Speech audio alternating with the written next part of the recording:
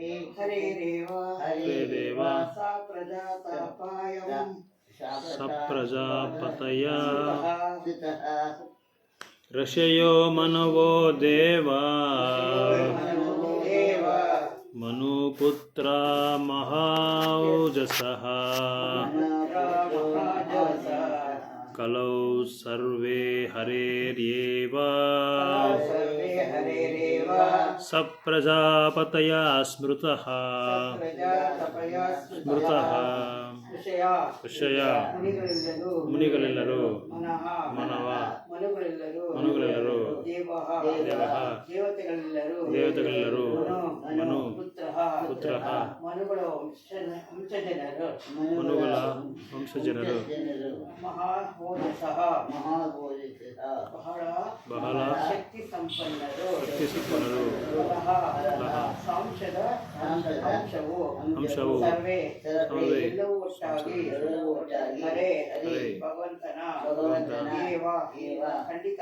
ಖಂಡಿತವಾಗಿ ಪ್ರಜಾಪತಯ ಪ್ರಜಾಪತಿಗಳೊಡನೆ ಸ್ಮೃತಃ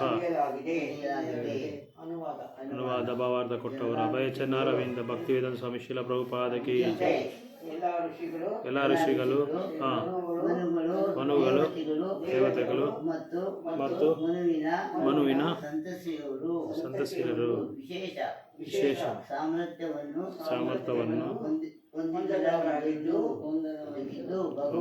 ಭಗವಂತನ ಸ್ವಾಂಶಯ ರೂಪಗಳನ್ನು ಅಥವಾ ರೂಪದ ಭಾಗಗಳು ಆಗಿರುತ್ತಾರೆ. ಪ್ರಜಾಪತಿಗಳನ್ನು ಈ ಪಟ್ಟಿಯಲ್ಲಿ ಸೇರಿಸಬಹುದು. ಸ್ಥೂಲಾತ್ಮವಾಗಿ ಕಡಿಮೆ ಶಕ್ತಿಯನ್ನು ಹೊಂದಿರುವವರನ್ನು ಹೆಚ್ಚು ಶಕ್ತಿಯನ್ನು ಹೊಂದಿರುವವರನ್ನು ಆವೇಶ ಅವತಾರಗಳೆಂದು ಕರೆಯಲಾಗುವುದು. 28 ಏತೇ ಸಂಸಕಲಾ ಪುಂಸಃ ಕೃಷ್ಣಸ್ತು ಭಗವಾನ್ ಸ್ವಯಂ ಇಂದ್ರಾರಿ ವ್ಯಾಕುಲಂ ಲೋಕಂ ಹೃದಯಂತಿ ಯುಗೆ ಯುಗೆ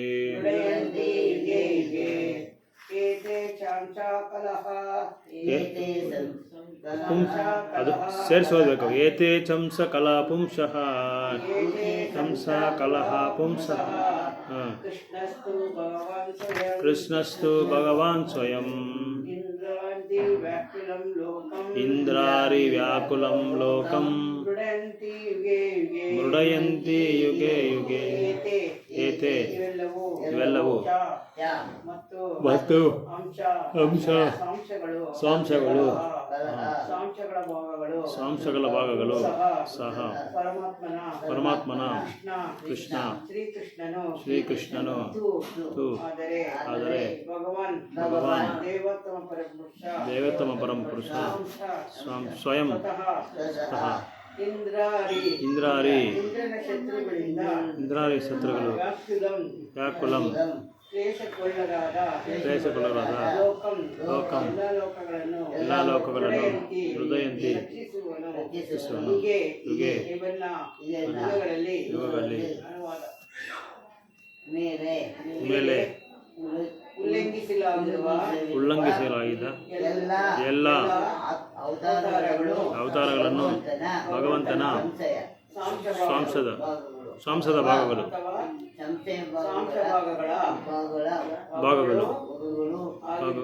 ಆಗಿರುತ್ತಾರೆ. ಆದರೆ ಶ್ರೀಕೃಷ್ಣನು ಮಾತ್ರ ಮೂಲ ದೈವೋತ್ತಮ ಪರಮಪುರುಷನಾಗಿರುತ್ತಾನೆ. ಯಾವಾಗ ಭೂಮಿಯಲ್ಲಿ ನಿರಕ್ಷರವಾದಿಗಳಿಂದ ಗೊಂದಲ ಉಂಟಾಗುತ್ತೋ ಆಗೆಲ್ಲ ಭಗವಂತನು ಭಕ್ತರನ್ನು ಕಾಪಾಡೋದಕ್ಕೋಸ್ಕರ ಅವತಾರ ಹುಟ್ಟುತ್ತಾನೆ. ಮೇಲಿನ ಶ್ಲೋಕದಲ್ಲಿ ದೇವೋತ್ತಮ ಪರಮಪುರುಷನಾದ ಭಗವಾನ್ ಶ್ರೀಕೃಷ್ಣ ಬೇರೆ ಅವತಾರಗಳಿಂದ ಭಿನ್ನ ಎಂಬುದು ಗುರುತಿಸಲಾಗಿದೆ. ನಿರ್ಮಿತವಾದ ದಯೆಯಿಂದ ಭಗವಂತನು ತನ್ನ ಆಧ್ಯಾತ್ಮಿಕ ನೆಲೆಯಿಂದ ಕೆಳಗಿಳಿಯುತ್ತಾನೆ. ಹರೇ ಕೃಷ್ಣ. ದಯೆಯಿಂದ ಭಗವಂತನು ತನ್ನ ಆಧ್ಯಾತ್ಮಿಕ ನೆಲೆಯಿಂದ ಕೆಳಗಿಳಿಯುತ್ತಾನೆ ಎಂಬ ಕಾರಣದಿಂದ ಮಾತ್ರ ಆತನ ಹೆಸರನ್ನು ಉಳಿದ ಅವತಾರಗಳೊಂದಿಗೆ ಹೇಳಲಾಗಿದೆ. ಅವತಾರ ಎಂದರೆ ಕೆಳಗಿರುವುದು ಎಂದರ್ಥ. ತನ್ನ ಎಲ್ಲ ಅವತಾರಗಳಲ್ಲೂ ಸ್ವಯಂ ಭಗವಂತನು ಕೂಡ ಬೇರೆ ಬೇರೆ ಲೋಕಗಳಿಂದ ಬೌದ್ಧ ಜಗತ್ತಿನ ಬೇರೆ ಬೇರೆ ಜೀವರಾಶಿಗಳ ಮಧ್ಯೆ ಕೆಲವು ನಿರ್ದಿಷ್ಟ ಕಾರ್ಯಗಳನ್ನು ನಿರ್ವಹಿಸಲು ಕೆಳಗಿಳಿಯುತ್ತಾನೆ. ಕೆಲವೊಮ್ಮೆ ಸ್ವಯಂ ತಾನೇ ಬಿಡುತ್ತಾನೆ. ಕೆಲವು ಬಾರಿ ಆತನ ಬೇರೆ ಬೇರೆ ಸಾಂಸರ್ವ ಭಾಗಗಳು ಅಥವಾ ಸಾಂಸಭಾಗದ ಭಾಗಗಳು ಅಥವಾ ಆತನಿಂದ ಪ್ರತ್ಯಕ್ಷವಾಗಿಯೂ ಪರೋಕ್ಷವಾಗಿಯೂ ಶಕ್ತಾವಶಗೊಂಡು ಆತನ ವಿಭಿನ್ನ ಅಂಶಗಳು ಬೌದ್ಧಿಕ ಜಗತ್ತಿನ ನಿರ್ದಿಷ್ಟವಾದ ಕಾರ್ಯಗಳನ್ನು ನಿರ್ವಹಿಸಲು ಅವತರಿಸುತ್ತಾನೆ. ಸಾಂಖ್ಯರೂಪ ಅಥವಾ ಸಾಂಖ್ಯರೂಪದ ಭಾಗಗಳಲ್ಲಿ ಈ ಐಶ್ವರ್ಯಗಳು ಆಂಶಿಕವಾಗಿ ಪ್ರಕಟವಾಗುತ್ತೆ. ಅದಕ್ಕೆ ಕಾರಣ ಕೆಲವು ನಿಶ್ಚಿತವಾದ ಕಾರ್ಯಗಳಲ್ಲಿ ಭಗವಂತನ ವಿಭಿನ್ನ ಶಕ್ತಿಗಳ ಕೆಲವು ಪ್ರಕಟಣೆ ಅಗತ್ಯವಿರುತ್ತದೆ ಎಂಬುದನ್ನು ಗಮನಿಸಬೇಕಾಗಿದೆ. ಒಂದು ಕೋಣೆಯಲ್ಲಿ ಸಣ್ಣ ವಿದ್ಯುತ್ ದೀಪಗಳು ಬೆಳಗುತ್ತವೆ. ಸ್ವಲ್ಪ ಮುಂದೆ ಅಲೈನ್ ಸ್ವಲ್ಪ ಓದು. ಅದು ಈಗ ಓದ್ದಲ್ಲ, ಮುಂದೆ ಸ್ವಲ್ಪ ಹಿಂದೆ ಓದ್ದಲ್ಲ ಒಂದು ಅದೇ ಎಲೆಕ್ಟ್ರಿಕ್ ಬಲ್ಪು, ಅದಕ್ಕೆ ಮುಂದೆ ಲೈನ್ ಓದು. ಒಂದು ಕೋಣೆಯಲ್ಲಿ ಸಣ್ಣ ವಿದ್ಯುತ್ ದೀಪ, ಅದು ಇನ್ನು ಸ್ವಲ್ಪ ಹಿಂದೆ ಹೋಗಿ, ಸ್ವಲ್ಪ ಹಿಂದೆ ಹೋಗು. ಈ ಐಶ್ವರ್ಯ ಅಂಶಿಕವಾಗಿ ಅಲ್ಲಿಂದ. ಅದಕ್ಕೆ ಕಾರಣ ಕೆಲವು ನಿಶ್ಚಿತವಾದ ಕಾರ್ಯಗಳಿಗೆ ಭಗವಂತನ ವಿಭಿನ್ನ ಶಕ್ತಿಗಳ ಕೆಲವು ಪ್ರಕಟಣೆಗಳ ಅಗತ್ಯವಿರುತ್ತದೆ ಎಂಬುದನ್ನು ನಾವು ಗಮನಿಸಬೇಕಾದ ಸಂಗತಿ. ಒಂದು ಕೊನೆಯಲ್ಲಿ ಸಣ್ಣ ವಿದ್ಯುತ್ ದೀಪಗಳು ಬೆಳಗುತ್ತದೆ ಎಂದರೆ ವಿದ್ಯುತ್ ಕೇಂದ್ರಾಗಾರದ ಶಕ್ತಿಯೇ ಅಷ್ಟು ಸೀಮಿತವಾದದ್ದು ಎಂದು ಭಾವಿಸಬಾರದು. ಅದೇ ವಿದ್ಯುತ್ ಕೇಂದ್ರಕಾರವು ಭಾರಿ ಯಂತ್ರಕಾರಗಳಿಗೆ ಹೆಚ್ಚಿನ ಶಕ್ತಿಯನ್ನು ಒದಗಿಸಿ ಕಾರ್ಯನಿರ್ವಹಿಸುವಂತೆ ಮಾಡಬಹುದು. ಅದೇ ರೀತಿ ಕೆಲವು ಬಾರಿ ಭಗವಂತನ ಅವತಾರಗಳು ಸೀಮಿತ ಶಕ್ತಿಯನ್ನಷ್ಟೇ ಪ್ರದರ್ಶಿಸಿದೆ. ಅದಕ್ಕೆ ಕಾರಣ ಈ ನಿಶ್ಚಿತ ಕಾಲದ ಅಷ್ಟು ಶಕ್ತಿಯ ಪ್ರದರ್ಶನ ಸಾಕು ಎಂಬುದನ್ನು ಮಾತ್ರ. ಉದಾಹರಣೆಗೆ ಭಗವಂತ ಪರಶುರಾಮ 21 ಬಾರಿ ಅವಿಧೇಯರಾದ ಕ್ಷತ್ರಿಯರನ್ನು ಕೊಲ್ಲುವುದರ ಮೂಲಕ ಮತ್ತು ಭಗವಾನ್ ನರಸಿಂಹರು ಮಹಾಶಕ್ತಿಶಾಲಿಯ ನಾಸ್ತಿಕನ ಆದ ಹಿರಣ್ಯಕಶಿಪುವನ್ನು ಕೊಲ್ಲುವುದರ ಮೂಲಕ ಅಸಾಮಾನ್ಯ ಐಶ್ವರ್ಯವನ್ನು ಪ್ರದರ್ಶಿಸುತ್ತಾರೆ. ಹಿರಣ್ಯಕಶಿಪು ಎಷ್ಟು ಶಕ್ತಿಶಾಲಿಯಾಗಿದ್ದಾನೆಂದರೆ ಬೇರೆ ಬೇರೆ ಲೋಕದ ದೇವತೆಗಳು ಆತನ ಹುಬ್ಬಿನ ಅಪಘಾತಕರ ಕೊಂಕಿನಿಂದ ನಡುಗಿ ಹೋಗುತ್ತಿದ್ದರು. ಬೌದ್ಧಿಕ ಆಸ್ತಿನ ಉನ್ನತ ಮಟ್ಟಗಳಲ್ಲಿ ಇದ್ದಂತೆ ದೇವತೆಗಳ ಅತ್ಯಂತ ಶ್ರೀಮಂತರಾದ ಮಾನವ ಜೀವಿಗಳ ಆಯುಷ್ಯದ ಪ್ರಮಾಣದಲ್ಲಿ, ಸೌಂದರ್ಯದಲ್ಲಿ, ಸಂಪತ್ತಿನಲ್ಲಿ, ಪರಿಕರಗಳಲ್ಲಿ ಮತ್ತು ಉಳಿದ ಎಲ್ಲ ಅಂಶಗಳಲ್ಲಿ ಮೀರಿಸುವಂಥವರು. ಆದಾಗ್ಯೂ ಹಿರಣ್ಯಕಶಿಪು ಎಂದರೆ ಅವರು ಭಯಪಡುತ್ತಿದ್ದರು. ಆದ್ದರಿಂದ ಬೌದ್ಧ ಜಗತ್ತಿನಲ್ಲಿ ಹಿರಣ್ಯಕಶಿಪು ಎಂಥ ಶಕ್ತಿಶಾಲಿಯಾಗಿದೆ ಎಂಬುದನ್ನು ನಾವು ಸುಲಭವಾಗಿ ಊಹಿಸಬಹುದು. ಆದರೆ ಅಂತಹ ಹಿರಣ್ಯಕಶಿಪುವನ್ನು ಕೂಡ ಭಗವಾನ್ ನರಸಿಂಹನು ತನ್ನ ಊರುಗಳಿಂದ ಛಿದ್ರವಾಗಿ ಸೀಳಿ ಹಾಕಿದನು. ಇದರ ಅರ್ಥ ಭೌತಿಕವಾಗಿ ಶಕ್ತಿಶಾಲಿಯಾದ ಯಾರು ಭಗವಂತನನ್ನು ಹಠಶಕ್ತಿಯನ್ನು ಎದುರಿಸಲಾರರು ಎಂಬುದು. ಅದೇ ರೀತಿ ಜಮದಗ್ನಿಯು ತಮ್ಮ ರಾಜ್ಯಗಳ ಸ್ಥಾಪಿತರಾಗಿದ್ದ ಅಭಿಧೇಯರಾದ ಸೃಷ್ಟಿಪತಿಗಳನ್ನು ಕೊಲ್ಲುವುದಕ್ಕಾಗಿ ಭಗವತ್ ಶಕ್ತಿಯನ್ನು ಪ್ರದರ್ಶಿಸಿದರು. ಭಗವಂತನ ಶಕ್ತಿ ವಿಷಯದ ಅವತಾರದ ನಾರದ ಮತ್ತು ಸಾಂಸ ಅವತಾರದ ವರಾಹ, ಅದೇ ರೀತಿ ಪರೋಪಕ್ಷ ಶಕ್ತಿ ವೇಷಿತನಾದ ಭಗವಾನ್ ಬುದ್ಧ ಜನಸಾಮುದಾಯದ ದೈವಶ್ರದ್ಧೆಯನ್ನು ಹುಟ್ಟಿಸಿದರು. ರಾಮ ಮತ್ತು ಧನ್ವಂತರಿ ಭಗವಂತನ ಕೀರ್ತಿಯನ್ನು ಪ್ರದರ್ಶಿಸಿದರೆ, ಬಲರಾಮ, ಮೋಹಿನಿ ಮತ್ತು ವಾಮನ ಭಗವಂತನ ಸೌಂದರ್ಯವನ್ನು ಪ್ರದರ್ಶಿಸಿದರು. ದತ್ತಾತ್ರೇಯ, ಮತ್ತ, ಕೂರ್ಮ, ಕುಮಾರ ಮತ್ತು ಕಪಿಲರು ಭಗವಂತನ ಆಧ್ಯಾತ್ಮಿಕ ಜ್ಞಾನವನ್ನು ಪ್ರದರ್ಶಿಸಿದರು. ನರ ಮತ್ತು ನಾರಾಯಣ ಋಷಿಗಳು ಭಗವಂತನ ವೈರಾಗ್ಯವನ್ನು ಪ್ರದರ್ಶಿಸಿದರು. ಹೀಗೆ ಭಗವಂತನ ಬೇರೆ ಬೇರೆ ಅವತಾರಗಳು ಪ್ರತ್ಯೇಕವಾಗಿಯೂ ಅಥವಾ ಪರೋಕ್ಷವಾಗಿಯೂ ಆತನ ಬೇರೆ ಬೇರೆ ಲಕ್ಷಣ ಪ್ರದರ್ಶಿಸಿದವರು. ಆದರೆ ಆದಿಪುರುಷನಾದ ಭಗವಾನ್ ಶ್ರೀಕೃಷ್ಣನು ಮಾತ್ರ ದೇವತ ಪರಪುರದ ಎಲ್ಲ ಲಕ್ಷಣವನ್ನು ಪ್ರದರ್ಶಿಸಿದನು. ಆದ್ದರಿಂದ ಆತನು ಬೇರೆಲ್ಲ ಅವತಾರಗಳ ಮೂಲಕ ಆಕಾರ ಎಂಬುದು ನಿಶ್ಚಿತವಾಗುವುದು. ಗೋಪಿಕಾ ಸ್ತ್ರೀಯರೊಂದಿಗೆ ಕೃಷ್ಣನ ನಡೆಸಿದ ಲೀಲೆಗಳು ಅವನ ಅಂತರಂಗ ಶಕ್ತಿಯಾದ ಅಭಿವ್ಯಕ್ತಿಯಾಗಿವೆ. ಇದೇ ಭಗವಾನ್ ಶ್ರೀಕೃಷ್ಣನು ಪ್ರದರ್ಶಿಸಿದ ಅತ್ಯಂತ ಅಸಾಮಾನ್ಯವಾದ ಲಕ್ಷಣ. ಗೋಪಿಯರೊಂದಿಗೆ ಶ್ರೀಕೃಷ್ಣನು ನಡೆಸಿದ ಲೀಲೆಗಳ ಕೇವಲ ದೈಹಿಕ ಪ್ರೇಮದ ಅಭಿವ್ಯಕ್ತಿಗೆ ಎಂಬಂತೆ ಮೇಲಿನೋಟಕ್ಕೆ ಕಂಡರ ಆಧ್ಯಾತ್ಮಿಕ ಅಸ್ತಿತ್ವದ ಆನಂದದ ಮತ್ತು ಅರಿವಿನ ಅಭಿವ್ಯಕ್ತಿಯಾಗಿವೆ. ಗೋಪಿಯರೊಂದಿಗೆ ಕೃಷ್ಣನ ನಿರ್ದಿಷ್ಟ ಆಕರ್ಷಣ ಲೀಲೆಗಳನ್ನು ಯಾರು ಅಪಾರ್ಥ ಮಾಡಿಕೊಳ್ಳಬಾರದು. ಆದರೆ ಸ್ಕಂದದಲ್ಲಿ ಶ್ರೀಕೃಷ್ಣನ ಆಧ್ಯಾತ್ಮಿಕ ಲೀಲೆಗಳನ್ನು ಭಾಗವತವು ವರ್ಣಿಸುತ್ತದೆ. ಭಗವಾನ್ ಶ್ರೀಕೃಷ್ಣನ ಗೋಪಿಯರೊಂದಿಗೆ ನಡೆಸುವ ಲೀಲೆಗಳ ಆಧ್ಯಾತ್ಮಿಕ ಸ್ವರೂಪವನ್ನು ಅರ್ಥ ಮಾಡಿಕೊಳ್ಳುವ ಮಟ್ಟಕ್ಕೆ ಏರಿಸಲು ಉಳಿದ 9 ಸ್ಕಂದಗಳ ಭಾಗವತ ಓದುಗನ್ನು ಸಿದ್ಧಪಡಿಸಿದೆ. ಚಿರ ಜೀವ ಗೋಸ್ವಾಮಿಯವರು ಹೇಳಿಕೆ ಪ್ರಕಾರ ಭಗವಾನ್ ಕೃಷ್ಣನು ಬೇರೆಲ್ಲ ಅವತಾರಗಳ ಮೂಲ ಆಕಾರ, ಅಧಿಕಾರಣ ಮನೆಯಿಂದ ನುಡಿಯುವ ಬೇರೆ ಮೂಲಗಳು ಇದನ್ನೇ ಹೇಳುತ್ತವೆ. ಭಗವಾನ್ ಕೃಷ್ಣನು ಬೇರೆ ಯಾವುದೇ ಮೂಲದ ಅವತಾರವಲ್ಲ. ಅವನ ಪುರುಷಾವತಾರದ ಅತ್ಯಂತ ಸತ್ಯದ ಎಲ್ಲ ಲಕ್ಷಣಗಳು ಸಂಪೂರ್ಣ ಕಾಣಿಸಿಕೊಳ್ಳುತ್ತದೆ. ಭಗವದ್ಗೀತೆಯಲ್ಲಿ ಭಗವಂತನ ಸ್ಪಷ್ಟವಾಗಿ ತನಗಿಂತ ಹಿರಿಯರಾದ ಅಥವಾ ಸಮಾನವಾದ ಸತ್ಯ ಇನ್ನೊಂದಿಲ್ಲ ಎಂಬುದಾಗಿ ಘೋಷಿಸುತ್ತಾನೆ. ಶ್ರೀಕೃಷ್ಣನ ತನ್ನ ಹೊರತು ಬೇರೆ ಒಂದು ಆಕಾರವನ್ನು ಹೊಂದಿಲ್ಲ ಎಂಬುದನ್ನು ಖಚಿತಪಡಲು ಸ್ವಯಂ ಎಂಬ ಪದವನ್ನು ಶ್ಲೋಕದಲ್ಲಿ ವಿಶೇಷವಾಗಿ ಬಳಸಲಾಗಿದೆ. ಬೇರೆ ಅವತಾರಗಳ ಬಗ್ಗೆ ಮಾತನಾಡುವಾಗ ಆಯಾ ಅವತಾರಗಳ ನಿರ್ದಿಷ್ಟ ಕಾರ್ಯಭಾರವನ್ನು ಗಮನಿಸಿ ಭಗವಾನ್ ಎಂಬ ಪದವನ್ನು ಬಳಸಲಾಗುವುದರಿಂದ ಎಲ್ಲ ಅವತಾರಗಳು ಪರಮಪುರುಷ ಎಂದು ಕರೆಯಲಾಗುವುದಿಲ್ಲ. ಈ ಶ್ಲೋಕದಲ್ಲಿ ಬರುವ ಸ್ವಯಂ ಎಂಬ ಪದವು ಪಾರಮವ್ಯು ಸ್ವಾರಸ್ವ ಎಂಬುದನ್ನು ಸೂಚಿಸುತ್ತದೆ. ಸ್ವಾರಸ್ಯವಾದ ಕೃಷ್ಣ ಅತಿಥಿಯಾಗಿದ್ದಾನೆ. ಅವನು ತನ್ನನ್ನು ತಾನೇ ಬೇರೆ ಬೇರೆ ಭಾಗಗಳಾಗಿ, ಅಂಶಗಳಾಗಿ ಮತ್ತು ಕಣಗಳಾಗಿ ವಿಸ್ತರಿಸಿಕೊಂಡಿದ್ದಾನೆ. ಸ್ವಯಂ ರೂಪ, ಸಾಂಖ ಪ್ರಕಾಶ, ತದಾತ್ಮಕ, ಪ್ರಭಾವ, ವೈಭವ, ವಿಲಾಸ, ಅವತಾರ, ಆವೇಶ, ಜೀವ ಇವೇ ವಿಸ್ತರಣ. ಎಲ್ಲವೂ ವಿಸ್ತರಣೆಗಳಿಗೂ ಆಯಾ ವ್ಯಕ್ತಿಗಳಿಗಂತೆ ಹೊಂದುವಂತೆ ಅನಂತವಾದ ಚರ್ಚೆಗಳನ್ನು ನೀಡಲಾಗಿದೆ. ಆಧ್ಯಾತ್ಮಿಕ ವಿದ್ಯೆಯಲ್ಲಿ ಪರಿಣಿತರಾಗಿರುವರು ಸಾರಸ್ವತನಾದ ಕೃಷ್ಣನ 64 ಪ್ರಮುಖ ಲಕ್ಷಣ ಹೊಂದಿದ್ದಾನೆಂದು ಸೂಕ್ಷ್ಮವಾಗಿ ಪರಿಶೀಲಿಸಿ ನುಡಿದಿದ್ದಾರೆ. ಭಗವಂತನ ಎಲ್ಲ ವಿಸ್ತರಣೆಗಳು ಮತ್ತು ವಿಸ್ತರಣಾಂಶಗಳು ಸೂಕ್ಷ್ಮವಾಗಿ ಪರಿಪಾಲಿಸಿ ನುಡಿದಿದ್ದಾರೆ. ಭಗವಂತನ ಸ್ವಲ್ಪ ಪ್ರಮಾಣದ ಈ ಬಗೆಯ ಲಕ್ಷಣಗಳು ಹೊಂದಿರುತ್ತಾನೆ.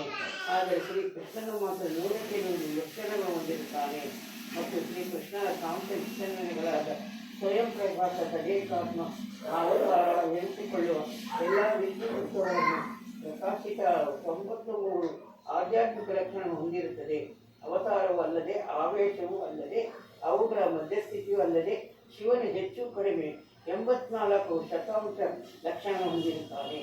ಆದರೆ ಜೀವನದ ಬೇರೆ ಬೇರೆ ಮಟ್ಟಗಳಲ್ಲಿ ಜೀವಿಗಳು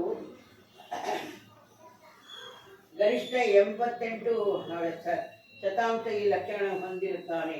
ಈ ಬೌದ್ಧಿಕ ಅಸ್ತಿತ್ವದ ಬದ್ಧ ಸ್ಥಿತಿಯಲ್ಲಿ ಜೀವಿಗಳು ಈ ಲಕ್ಷಣಗಳನ್ನು ಬಹಳ ಅಲ್ಪ ಪ್ರಮಾಣದಲ್ಲಿ ಜೀವಿಗಳ ಜೀವನ ಪುಣ್ಯಕರ್ಮಕ್ಕೆ ತಕ್ಕಂತೆ ಬದಲಾಗುವ ಪ್ರಮಾಣದಲ್ಲಿ ಹೊಂದಿರುತ್ತಾನೆ. ಜೀವಿಗಳಲ್ಲಿ ಅತ್ಯಂತ ಪರಿಪೂರ್ಣವಾದವನು ಬ್ರಹ್ಮ. ಅವನು ಒಂದು ವಿಶ್ವದ ಪರಮಾಧಿಕಾರಿ. ಆತನು 188 ಲಕ್ಷಣಗಳನ್ನು ಪೂರ್ಣವಾಗಿ ಹೊಂದಿರುತ್ತಾನೆ. ಉಳಿದ ದೇವತೆಗಳು ಅದೇ ಲಕ್ಷಣಗಳು ಇನ್ನೂ ಕಡಿಮೆ ಪ್ರಮಾಣದಲ್ಲಿ ಹೊಂದಿರುತ್ತಾರೆ. ಮನುಷ್ಯ ಜೀವಿಗಳಲ್ಲಂತೂ ಈ ಲಕ್ಷಣ ತೀರಾ ಅಲ್ಪ ಪ್ರಮಾಣದಲ್ಲಿವೆ. ಮನುಷ್ಯ ಜೀವಿಯೊಬ್ಬ ಪರಿಪೂರ್ಣತೆಯ ಮಾದರಿ ನೆಲೆಯನ್ನು ಹೊಂದುವುದೆಂದರೆ 100ಕ್ಕೆ 88ರಷ್ಟು ಲಕ್ಷಣವನ್ನು ಪೂರ್ಣವಾಗಿ ಸಾಧಿಸುವನು. ಜೀವಿಯು ಶಿವ, ಕೃಷ್ಣ ಅಥವಾ ಭಗವಾನ್ ಕೃಷ್ಣರನ್ನು ಲಕ್ಷಣ ಹೊಂದುವುದು ಅಸಾಧ್ಯ. ಒಬ್ಬ ಜೀವಿಯು 78% ಪ್ರಮಾಣದಷ್ಟು ಆಧ್ಯಾತ್ಮಿಕ ಲಕ್ಷಣಗಳನ್ನು ಪೂರ್ಣವಾಗಿ ಸಾಧಿಸುವ ಮೂಲಕ ದೈವತ್ವವನ್ನು ಪಡೆಯಬಹುದು. ಆದರೆ ಅವನು ಶಿವ, ವಿಷ್ಣು ಅಥವಾ ಕೃಷ್ಣರಂತೆ ದೇವರಾಗುವುದು ಎಂದಿಗೂ ಸಾಧ್ಯವಿಲ್ಲ. ಆದರೆ ಒಂದೊಂದು ಕಾಲದ ಜೀವಿ ಬ್ರಹ್ಮನಾಗಬಹುದು. ಭಗವದ್ಭಕ್ತರಾದ ಜೀವಿಗಳು ಆಧ್ಯಾತ್ಮಿಕ ಆಕಾಶದಲ್ಲಿ ಲೋಕದಲ್ಲಿ ಜೀವಿಸುತ್ತಿದ್ದಾರೆ. ಅವರೆಲ್ಲ ಭಗವಂತನ ಶಾಶ್ವತ ಸಹವಾಸಿಗಳು. ಅದೇ ಹರಿಧಾಮ, ಮಹೇಶ್ ಧಾಮ ಮೊದಲಾದ ಬೇರೆ ಬೇರೆ ಆಧ್ಯಾತ್ಮಿಕ ಲೋಕಗಳಲ್ಲಿ ಭಗವಂತನ ಸಹವಾಸಿಸುತ್ತಿದ್ದಾರೆ. ಈ ಎಲ್ಲ ಆಧ್ಯಾತ್ಮಿಕ ಲೋಕಗಳ ಅತ್ಯುನ್ನತವಾದುದು ಕೃಷ್ಣ ಲೋಕ ಮತ್ತು ಗೋಲೋಕ. ವೃಂದಾವನ 75% ಲಕ್ಷಣಗಳನ್ನು ಸಂಪೂರ್ಣವಾಗಿ ಸಾಧಿಸುವ ಪರಿಪೂರ್ಣ ಜೀವಿಗಳು ಬೌದ್ಧಿಕ ಶರೀರ ತ್ಯಜಿಸಿದ ನಂತರ ಕೃಷ್ಣಲೋಕವನ್ನು ಪ್ರವೇಶಿಸುವ ಅರ್ಹತೆಯನ್ನು ಪಡೆಯುತ್ತಾರೆ. ತುಂಬ ಇಂಪಾರ್ಟೆಂಟ್ ಶ್ಲೋಕ ಇದೆ, ಅದಕ್ಕೆ ಅಷ್ಟೊಂದು ಕೊಟ್ಟವ್ರು ಪ್ರಭುಪಾದ. ಎಲ್ಲ ಗುರುಗಳು ಹೇಳವ್ರೆ. ಎಲ್ಲರೂ ಎಷ್ಟೆಷ್ಟು ಅವತಾರ, ಎಷ್ಟೆಷ್ಟು ಪರ್ಸೆಂಟೇಜು. ಓಂ ಅಜ್ಞಾನತಿಮಿರಂಧಸ್ಯ ಜ್ಞಾನಾಂಜನಶಲಾಕಯಾ ಚಕ್ಷುರುನ್ಮಿಳಿತಂ ಯೇನ ತಸ್ಮೈ ಶ್ರೀ ಗುರುವೇ ನಮಃ. ಶ್ರೀ ಚೈತನ್ಯಮನೋಭೀಷ್ಟಂ ಸ್ಥಾಪಿತಂ ಯೇನ ಭೂತಲೇ ಸ್ವಯಂ ರೂಪ ಕದಾ ಮಹ್ಯಂ ದದಾತಿ ಸ್ವಪದಾಂತಿಕಂ. ಜೈ ಶ್ರೀ ಕೃಷ್ಣ ಚೈತನ್ಯ ಪ್ರಭು ನಿತ್ಯಾನಂದ ಶ್ರೀ ಅದ್ವೈತ Gadadhara ಶ್ರೀವಾಸಾದಿ ಗೌರಭಕ್ತವೃಂದ. Hare Krishna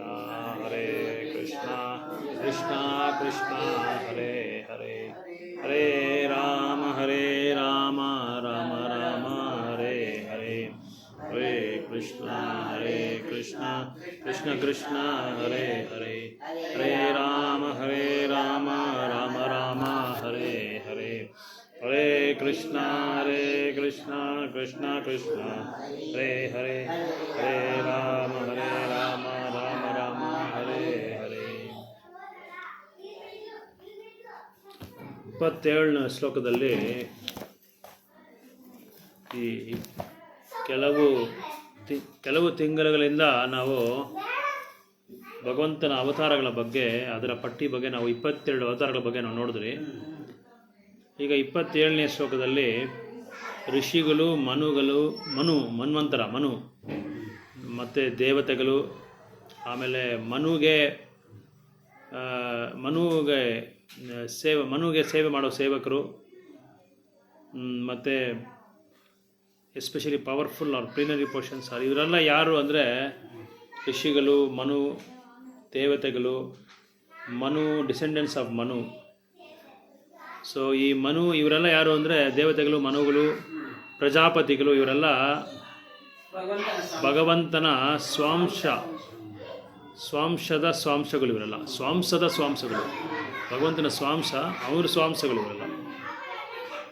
ಪ್ಲೀನರಿ portions R portions of ಅದು ಅನುವಾದ ಹೋದಮ್ಮ 27 ಸಾಮರ್ಥ್ಯವಾಗಿದ್ದವರಾಗಿದ್ದು ಭಗವಂತನ ಸಾಂಸರ್ಗಗಳು ಅದರ ಸಾಂಸರೂಪದ ಭಾಗಗಳಾಗಿರುತ್ತವೆ. ಪ್ರಜಾಪತಿಗಳು ಈ ಪಟ್ಟಿಯಲ್ಲಿ ಸೇರಿರುವುದು. ಸ್ವಾಂಸದ ಸ್ವಾಂಶ ರೂಪಗಳು, ಭಗವಂತನ ಅವತಾರ. ಒಂದು ಅವತಾರ ಅಂದರೆ ಅವರ ಅವತಾರದ ಅವತಾರ, ಅವರ ಭಗವಂತನ ಅವತಾರ ಅಂದರೆ ಅವ್ರ ಅವತಾರದ ಅವತಾರ. ಈಗ ಭಗವಂತನ ಬಲರಾಮನ ಅವತಾರ ತಗೊಂಡ್ರೆ ಬಲರಾಮನ ಇನ್ನೊಂದು ಅವತಾರ ತಗೊಂತಾರೆ, ವಿಸ್ತರಣೆ ಮಾಡ್ಕೊತಾರೆ. ಪ್ರದ್ಯುಮ್ನ, ಅನಿರುದ್ಧ, ವಾಸುದೇವ ಆ ಥರ. ಇಲ್ಲಿ ಇವರೆಲ್ಲ ಯಾರು ಇವರೆಲ್ಲ ಯಾರು ಅಂದರೆ ಈ ಬ್ರಹ್ಮಗೆ ಮತ್ತು ಇವರು ಸೇವೆ ಮಾಡ್ತಾರೆ. ಹೆಂಗೆ ಪರಿಪಾಲನೆ ಮಾಡೋದಕ್ಕೆ, ರಾಜ್ಯ ಪರಿಪಾಲನೆ ಮಾಡೋದಕ್ಕೆ, ಅದನ್ನು ಮೈಂಟೈನ್ ಮಾಡೋದಕ್ಕೆ, ನಿಯಂತ್ರಣ ಮಾಡೋದಕ್ಕೆ ಇವರೆಲ್ಲ ಸಹಾಯ ಮಾಡ್ತಾರೆ. ಪ್ರಜಾಪತಿಗಳು ಮತ್ತು ಇವರೆಲ್ಲ, ಯಾಕಂದರೆ ಒಂದು ದಿನದ ಬ್ರಹ್ಮದಲ್ಲಿ 14 ಮನು ಬರ್ತಾರೆ ಒಂದು ಕಲ್ಪದಲ್ಲಿ. ಆ 14 ಮನುಗಳು ಅವರು ಬ್ರಹ್ಮಗೆ ಸೇವೆ ಮಾಡ್ತಾ ಇರ್ತಾರೆ, ಹೆಲ್ಪ್ ಮಾಡ್ತಾರೆ ಎಲ್ಲರೂ. ಈಗ ಒಂದು ದೇಶನ ನಾವು ನಿಯಂತ್ರಣ ಮಾಡಬೇಕು ಅಂದರೆ ಎಷ್ಟೋ ಡಿಪಾರ್ಟ್ಮೆಂಟ್ಗಳಿರುತ್ತೆ. ವಾಟರ್ ಡಿಪಾರ್ಟ್ಮೆಂಟು, ಖಾತಾ ಅಂತ ಹೇಳ್ತಾರೆ. ಖಾತಾ ಅಂದರೆ ಅಕೌಂಟು, ಇದು ಡಿಪಾರ್ಟ್ಮೆಂಟು, ಒಂದೊಂದು ಡಿಪಾರ್ಟ್ಮೆಂಟ್. ವಾಟರ್ ಡಿಪಾರ್ಟ್ಮೆಂಟ್, ನೀರು ಡಿಪಾರ್ಟ್ಮೆಂಟು, ಎಲೆಕ್ಟ್ರಿಸಿಟಿ, ವಿದ್ಯುತ್ ಶಕ್ತಿ ಡಿಪಾರ್ಟ್ಮೆಂಟು, ಹಣಕಾಸು, ಮತ್ತು ಮಿಲಿಟರಿ, ಆಮೇಲೆ ಗೃಹ ಮಂತ್ರಿ, ಇದೆಲ್ಲ ಎಷ್ಟು ಹೆಂಗೆ ಡಿಪಾರ್ಟ್ಮೆಂಟ್ ಇರ್ತಾರೆ ಆ ಥರ ಇವ್ರಿಗೆಲ್ಲ ಸಹಾಯ ಮಾಡ್ತಾರೆ. ಯಾರು? ದೇವತೆಗಳು, ಋಷಿಗಳು, ಇವರೆಲ್ಲ ಸಹಾಯ ಮಾಡ್ತಾ ಇದ್ದಾರೆ. ಒಂದೊಂದು ಅವ್ರವ್ರ ವಿಧಾನದಲ್ಲಿ ಅವರು ಸಹಾಯ ಮಾಡ್ತಾ ಇದ್ದಾರೆ. ಅವ್ರು ಯಾವುದರಲ್ಲಿ ಬುದ್ಧಿವಂತೆ ಜ್ಞಾನ ಇರುತ್ತೋ ಅದರಲ್ಲಿ ಇವರು ಸಹಾಯ ಮಾಡ್ತಾ ಇರ್ತಾರೆ. ಇದರಲ್ಲಿ comparatively less powerful are called vibhutis and those who are comparatively powerful are called avesha. So ಇಲ್ಲಿ ಭಗವಂತನ ಅವತಾರಗಳ ಬಗ್ಗೆ ಹೇಳ್ತಾ ಇದ್ದಾರೆ. 28ನೇ ಶ್ಲೋಕದಲ್ಲಿ ಎಷ್ಟೋ ಅವತಾರಗಳು ಭಗವಂತ ತಗೊತಾ ಇದ್ದಾರೆ. ಅನಾದಿ ಯದೀಶ್ವರ ಪರಮಃ ಕೃಷ್ಣ ಸಚ್ಚಿದಾನಂದ ವಿಗ್ರಹ ಅನಾದಿರ್ ಆದಿ. ಅನಾದಿರ್ ಅಂದರೆ ಭಗವಂತನೇ ಆದಿ, ಎಲ್ಲದಕ್ಕೂ ಅವರೇ ಮೂಲ. ಭಗವಂತನಿಗೆ ಯಾರು ಮೂಲ? ಈಗ ಕೃಷ್ಣ ಬಂದು ಮೂಲ, ಅವನೇ ಅಬ್ಸಲ್ಯೂಟ್ ಟ್ರೂತ್, ಅವರೇ ಪರಮ ಪುರುಷನು. ಅವ್ರಿಗೆ ಯಾರಾದ್ರೂ ಮೂಲ ಇದ್ದಾರಾ?